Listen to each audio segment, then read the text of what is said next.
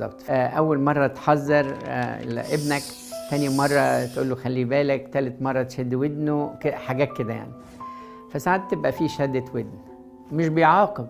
هو أنت فاكر إن لما أب بيشد ودن ابنه كده ويقول له حبيبي مش عاوزك تعمل كده تاني، ده عقاب؟ لا، العقاب بقى يديله قلم يخلص عليه ولا حاجة، لكن هو مش عقاب، هو بس بيقومه. الذي يحب الرب يهذبه أو يؤدبه، فهو بيأدبنا في بعض الأحيان، وخصوصا لما يكون إحنا ما بنسمعش، يعني مش عاوزين نسمع. كان مرة زمان كده كان أب اعترافي عي، وأنا بقيت مبسوط جدا. مش مبسوط إنه عي، ده كان راجل قديس، لكن حسيت إن خلاص بقى أنا في الدير لوحدي ومحدش هيقول لي حاجة، وأعمل اللي أنا عاوزه. إيه اللي أنا كنت هموت أعمله؟ إن أنا أتوحد.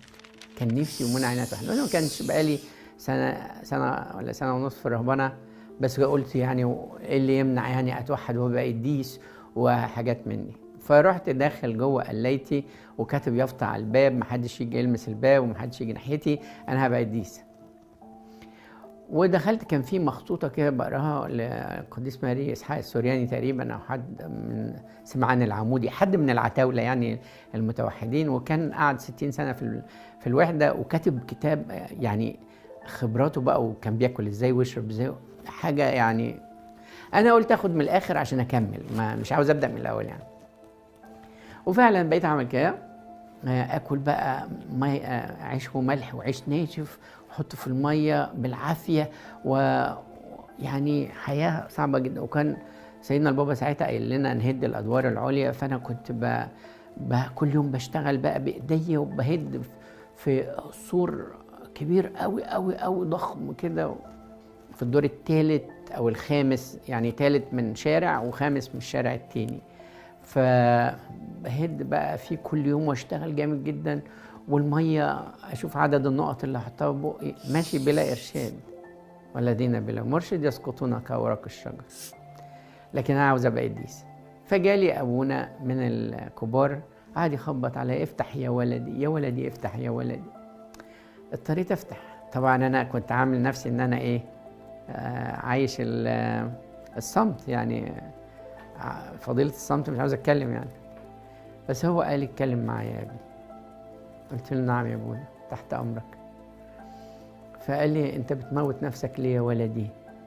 قلت له ايه؟ قال لي ايوه انت بتقتل نفسك. قلت له لا، ولا بقتل ولا حاجه، انا صحتي زي البومب وحلو جدا وحياتي كويسه قوي يا ابونا، وفرحان بربنا جدا وبعمل تسبيحتي وبصلي، انا فرحان جدا يعني. فقال لي يا ولدي، مش انا اللي بقول الكلام ده، ابوك ابونا انطونيوس جالي في الحلم 3 مرات عشان يقول لك اطلع بره الجلايه وخليك مع اخواتك. انت ما ينفعش تبقى متوحد دلوقتي، هتبقى متوحد بس مش دلوقتي.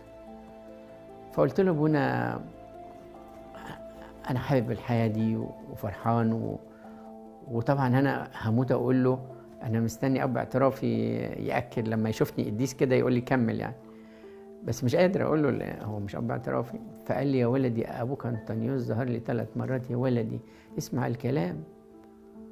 فقلت له ام انطونيوس ظهر لك 3 مرات عشاني؟ قال لي اه. قلت له ما ظهرليش انا ليه؟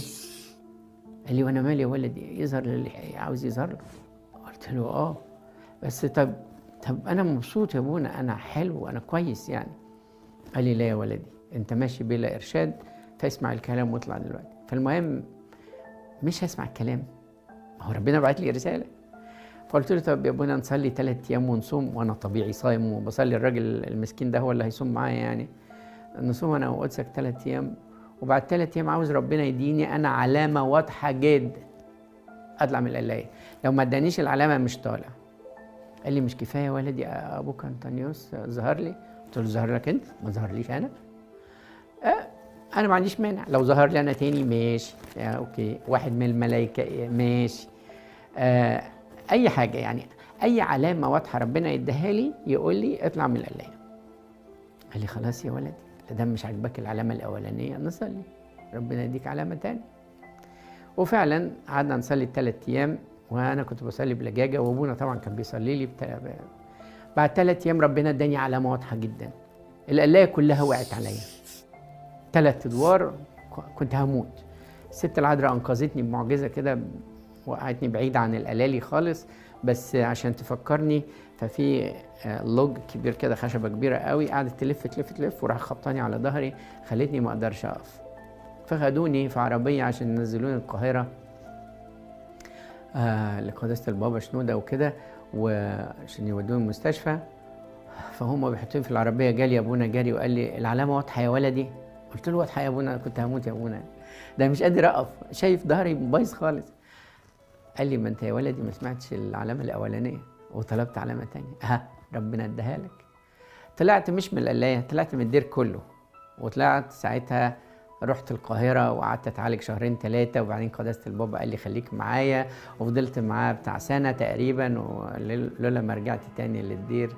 وكانت تيرنينج بوينت، ولا يعني نقطة تغيير كبير قوي في حياتي الرهبانية اللي أنا كنت عاوزها واللي أنا كنت بفكر فيها.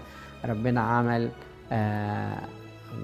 دايركشن جديد أو طريق جديد لازم أمشي فيه. يسوع بيحبك قوي، بيقعد يرتب لك بالذوق، هيرتب لك بالعافية، هيرتب لك. طول ما أنت بتقول له يا رب اتدخل في حياتي هيتدخل. لكن لو انت بعدته عن حياتك وقلت له مش عاوزك تخش في حياتي خالص، هيقول لك براحتك يا حبيبي.